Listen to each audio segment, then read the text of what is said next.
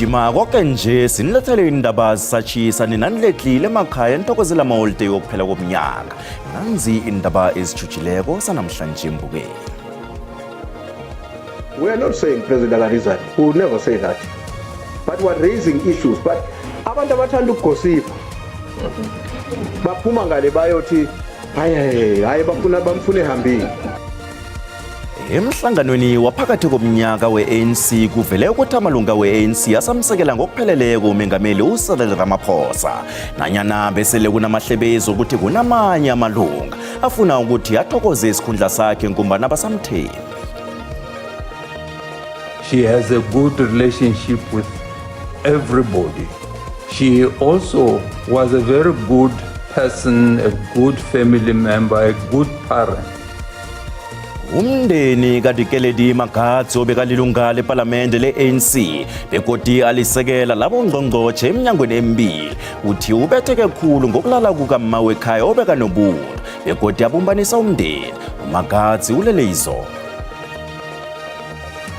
Mise e senyegile re na le dikoloto dikoloi di tsamaile. Abasebenzi bekhampani yembhesi balela bayazithulisa banenyanga ezili-14 zonke bangaholi babhalelwa nakuya emakhaya ngamaholiday nje.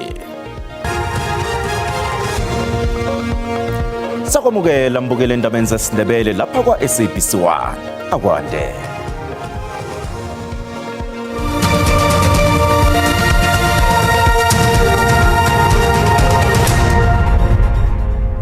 Umkhandlu we-ANC elizweni unikele umengameli wehlangano le uCyril Ramaphosa isakelo bewatshengisa nokumthemba njengomholi wehlangano. Inthunywa ebezikhambele umhlangano waphakathi komnyaka okubuyekeza sekele ukubunjwa kukahulumende wobumbano kwezepolitiki. Ramaphosa uye emhlanganweni womkhandlu we-ANC kunezwa ngobatsho ukuthi abanye abaholi ehlanganweni le bamfuna akhambile. I-ANC iqalene nokulahlekelwa amavoti nabe kubanjwa umhlangano wehlandla lesihlanu womkhandlu wehlangano le. Umengameli we-ANC uCyril Ramaphosa utshela inkulungwane zenithunywa bezikhambela umhlangano lwengefuneko yokuvuselela i-ANC nangingasinjalo iza kuchabalala. Ihlangano le kunye nenhlangano ezinesikhozi nayo ziyabogaboga hle. Kunjalo nje amanye amalunga we-ANC akhombela ukuthi athokoza umsebenzi wobumengameli uRamaphosa ekuyindaba ephayo ngabanye abaholi be-ANC. So there's some issues with National Executive Committee kuphuma headline ethi sithi uPresident akaresign. We are not saying President akaresign, we would never say that. But we are raising issues. But abantu abathanda ukugosipa baphuma ngale bayothi hayi bamfune hambile. Umhlangano lokuthiwa abatsho bekuhloswe ngawo ukuthi kuhlatshwe kumbe uRamaphosa kodwana abaholi be-ANC elizweni nebemfunda akhange bakuvumele lokho bavikela umengameli. There will be no president to be recalled there. I think the frenzy, the panic and other things, it is meant just to create and intensify the harmful narrative and cause consternation amongst ourselves.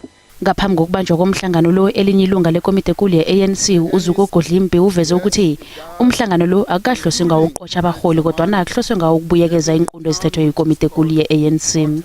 You can't then arrive at the national conference and say we don't like this guy anymore, we are choosing to remove him.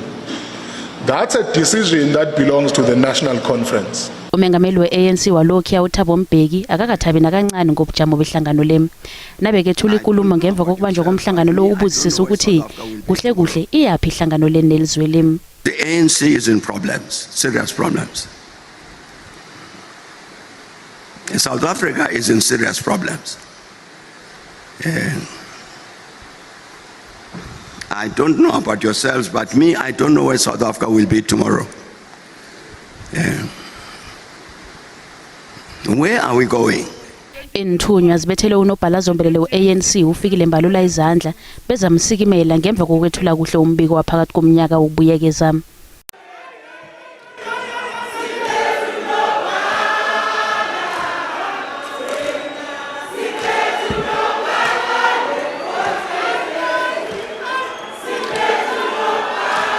Abanye bathi lokhu kulithwayela ukuthi amagatsha wehlangano le afuna kudluliselwane kuhle ingikhundla kwabalandela ngemva econference nezako yango 2027. Angenangenile amezwi okuthiya umndeni wakwaMagatsi ngemva kokubhubha kwelunga lekomiti ekulu ye-ANC nobeka lilunga lephalamende uDikeledi Magatsi. uMagatsi ubhubhe ngepelaveke aneminyaka ema-75 ubudala. Ube lisekela likaNgqongqoshe eminyangweni emibili, umnyango wezenthuthi nomnyango wezamanzi. Magatsi oselazile kubuyisa omkhulu ube neziqu zobunesi ngaphambi kokungena kwezepolitiki. Abanengi abasebenzisene naye nabekamholi emkhakheni ehlukahlukeneko bamhlathulule njengomuntu onobuntu nenezelo. She has a good relationship with everybody. She also was a very good person, a good family member, a good parent. She was the youngest Makoti, as I said, in her family. But she knew also the families of her other sisters in that family. That's why me and her have got a very long and well-established relationship. uMagatsi ukhe wabalisekela likaNgqongqoshe emnyangweni wezenthuthi nomnyango wezamanzi. Ngaphambi kokuba lilunga lekomiti ekulu ye-ANC, udose phambili iminyango ehlukahlukeneko eLimpopo njengosomkhandlu. Kanti phambilini ulime indima ekulu ekubunjweni kwamagatsha we-union yabasebenzi iNEHAWU. She also was a founding member, together with her husband and a few other comrades from the far north, what we call the far north region then, who started the first NEHAWU branch. Umndeni akhe uthi isitatimende sinemniningwane yekonzo yesikhumbuzo neyomngcwabo sizokukhutshwa maduze nje. Nasisaragane zokusitshiya ephasini ngukaDikeledi Magatsi. Inhlangano zepolitiki nazo zithumele amezwi okududuza umndeni. uMagatsi usebenze njengelunga lephalamende eminyaka eli-9. Usebenze khona njengosihlalo wekomiti yezokuthutha ephalamende, wabuye godu wabalisekela likaNgqongqoshe eminyangweni wezokuthutha neminyangweni wezamanzi nokuthutha kwensila. I-ANC ihlathulule ilunga layo lalokha lephalamende njengomuntu oyisebenzele kuhle ihlangano le kunye nombuso wentando yeningi.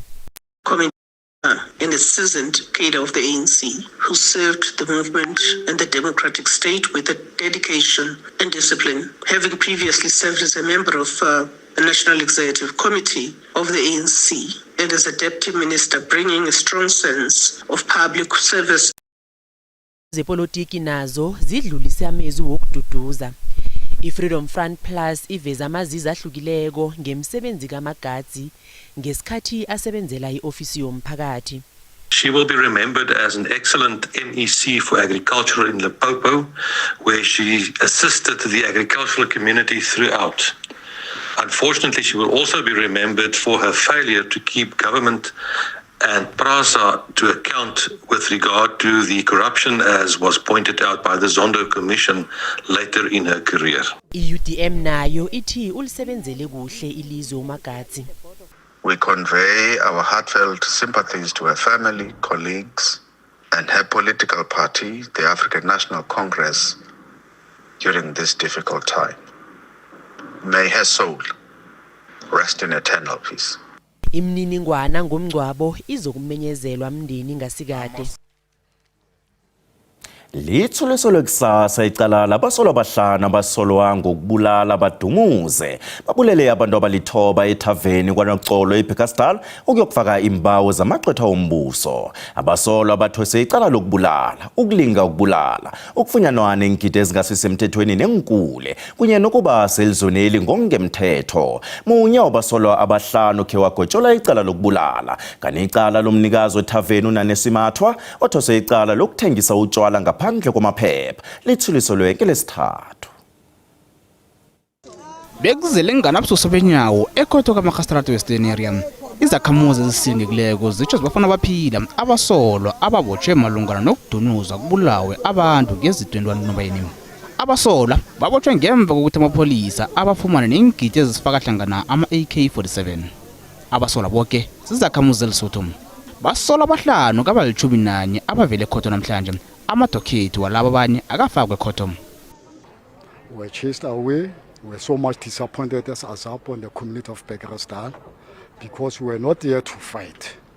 They are saying they are protecting the suspects. At which grounds? because no one is fighting them. We're here to make a mark that these people, they should not be granted a bail because of blood. As a resident, I was here hoping to see the suspect outside the court. Unfortunately, the magistrate will never allow us to say some reason. He stated that because of after 7 days they will be parried. Abanye badanile ngokwabuthaka komthetho. I am very disappointed, Mr. Dludla, about our justice system because how can we feel like they are protecting the perpetrators. How can they don't let us to see who are the people who are busy killing us? Icala lithwilile ukuvumela abasola abasithandathu bona baveze imininingwane yabo begodu nesibawo sebhili salaba abahlanu. Nasibuya ento.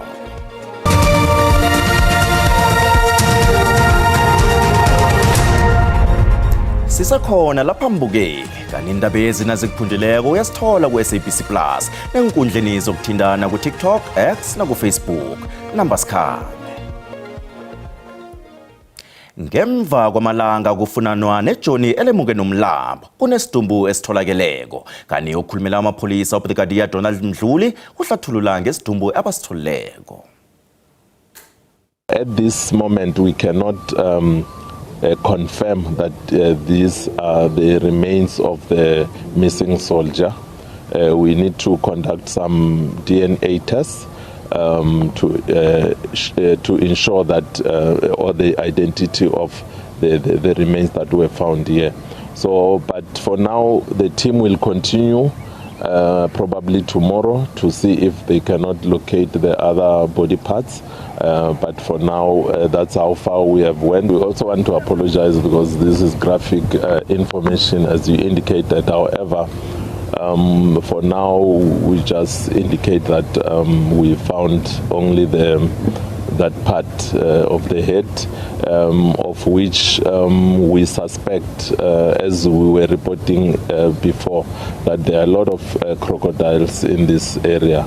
So we suspect that the remains could have, or the victim could have been attacked by the crocodiles in this river. Ihlanganisela yamayuniyoni ikhosathu ithusela ngokumangalela ekhothe abasebenzi ikampani enthuthi iNorthwest Transport Investment iNTI nange kubetha imini yangelesithathu abasebenzi bayo bangakabhadelwa sekuzinyanga ezili-18 abasebenzi bangaholi kanti lokho kube nomthelelo omumbi esikhwameni sepenshini yabo. Umbuso wesifunde ube wangenelela wabeka iNTI ngaphasi kwezandla zabaphatheli ngensolo zokuphatha imali budlabha nokubhalelwa kuphatha. Bujamo obuzisibhlungu bakaDaniel Maleka oneminyaka ema-60 ubudala osola asebenza eNorthwest Investment inyanga eziningi kangaka ngaphandle kokuhola. Ubujamo obumbi bemali ngaphasi kwabo sebukhinyabeza impilo yakhe. uMaleka ubhalelwa kondla umndeni wakhe oqale yena begoda kunathemba lokuthi ubujamo buzokuba ngcono. Le go robala a robale ka lebaka la gore ntwe ka mphole ka teng na ke supporta ke bana ba ka nna ke tsoga furu bana ba ka ba supporta ba ntirela di 1 2 3 ebile bana ba ka ba lapa because bana ba ka ba kometseng ya bona ga jwa re ke bolela so metse e senyegile re na le dikoloto dikoloi di tsamaile re ka gare ga dikoloto tsa di loan a re kgonne go patela a re kgonne go dira selo. Abanye abasebenzi be-NTI nabo baqalene nomraro lo abanye sebasola bona phambilini baqotshwe emsebenzini ngaphandle kwezizathu ezizwakalako. Rona ka company ya NTI selara kubuya amfeli ba kuba ka marifi so marifi ka mkhoba kubileng ka tekere ke amfeli ne ba re fa letter ba re fa makwala le ba re fa lekwalela sino le bala lela ba botso ba tshasa ka ntwitse. We need the president to intervene on the issue of NTI so that he must send the Hawks and the SIU so that they must come and do the thorough investigation here because there are a lot of things that are happening here. And then, so people that they have still money here, they must be accountable for that. Nakusenjalo, ikhosati itakwamkeleka ukuthi abasebenzi bangahlala bangaholi inyanga ezili-14 zonke ikiwe bayasebenza. I-union ithi ngemva kokuhlangana nomengameli uCyril Ramaphosa nabanye ababelani evekeni epheleleko bathemba bona indaba le izokurarululwa ngaphambi komnyaka omutsha. The minister came back to me, including the MEC yesterday, to say they found money. They are in the process of making sure that workers, they get their money. What is left, what we need today is to get a feedback on the program. When is that money going to be paid? And I must repeat, we are not going to accept anything that says they are going to pay workers the 1 month salary. Uhulumende wesifunda seTlhagwini Tjingalanga kunye nabaphathi be-NTI bathi bazokhupha istatement emaduze ngombana basalinde ukuphela komhlangano nabanye ababelani. Nasiphosa ilihloko ezemali, iranda lehlile nalinganiswa nezinye imali ezinkulu.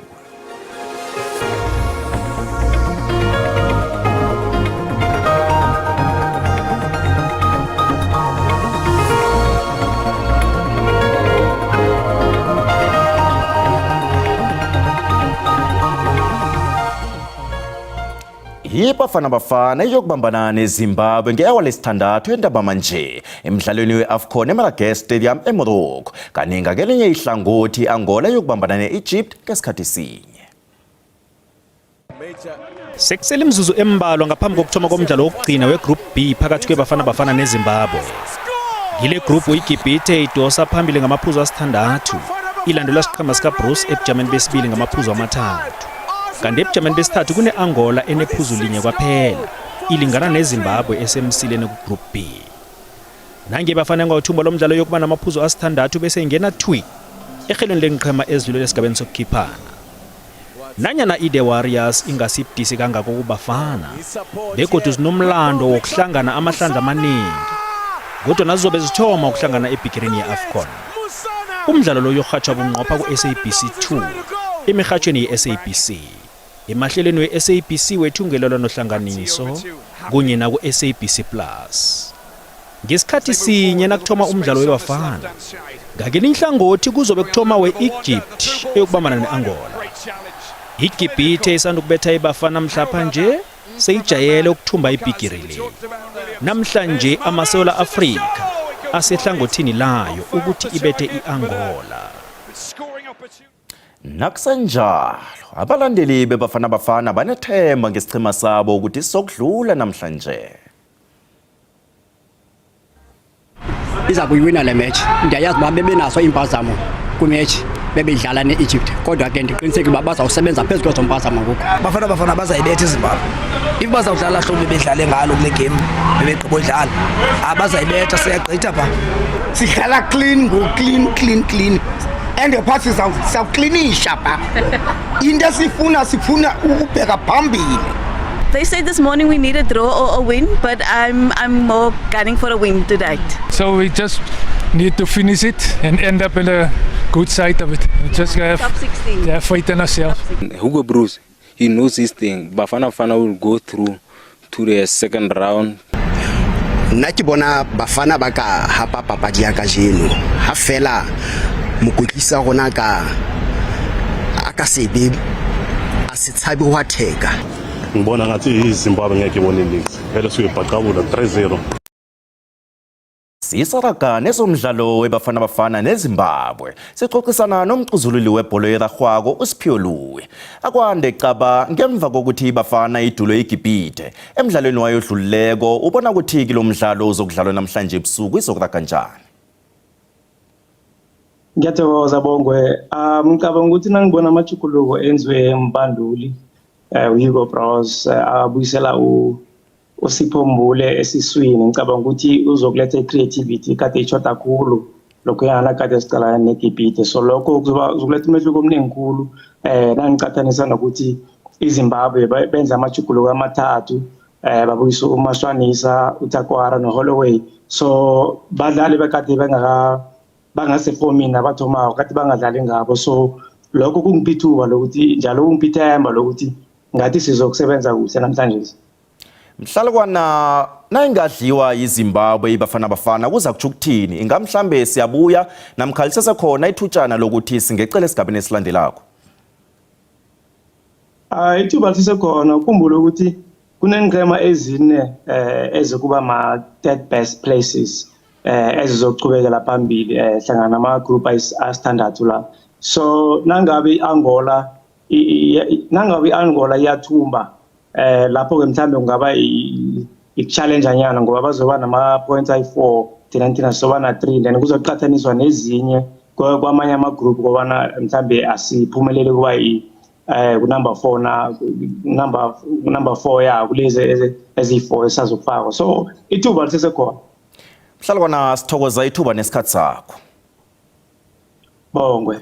Siyathokoza ngomxozululi wethu wezemidlalo Siphiwe Louis asicalela umdlalo weBafana Bafana neZimbabwe ozokudlalwa ebusuku njengesimbi yesithandathu nasiphuma emoyeni. Kethula ubujamo bezulu.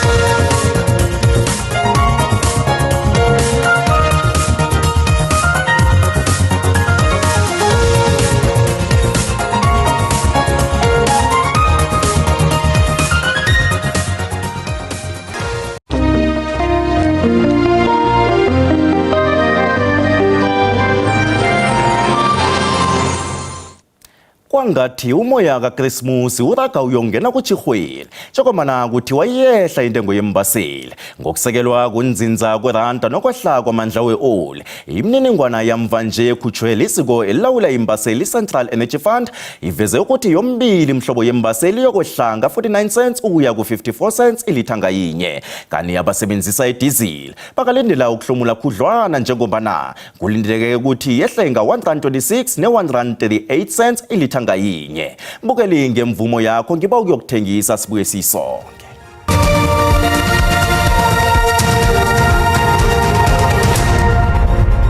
Sanamhlanje indaba ziphelela lapha, kusasa bakhona abalingani ngendaba zeSiswati. Isimbi yekhomba nje ebusuku esesizulu. Ngikubongile.